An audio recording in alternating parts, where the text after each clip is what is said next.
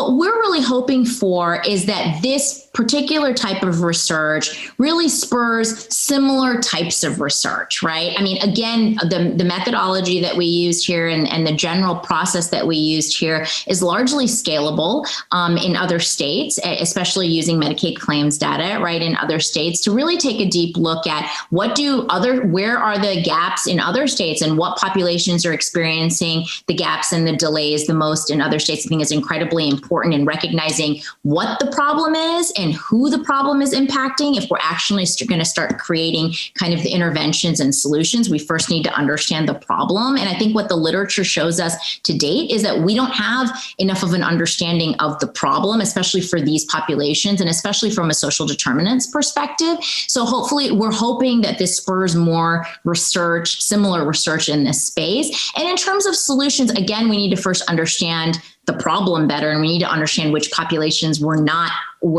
reaching, and where the gaps, where the most significant gaps are for these specific populations. But, I think that there's a lot of opportunity to also use this research to improve our state Medicaid programs in terms of policies to better reach these very specific subpopulations, to think about access to care and how our healthcare organizations, especially our specialty healthcare organizations that provide this very specific epilepsy treatment, how there might be opportunities for more outreach to these subpopulations, more access to care for these subpopulations. There might be more, now as we're living through and hopefully close to the other side of this pandemic. Obviously, great strides have been made in telemedicine. There might be opportunities of really being innovative and rethinking telemedicine, especially to reach some of these geographically harder to reach populations, or those that are less likely to kind of come in and connect with the very few sort of specialty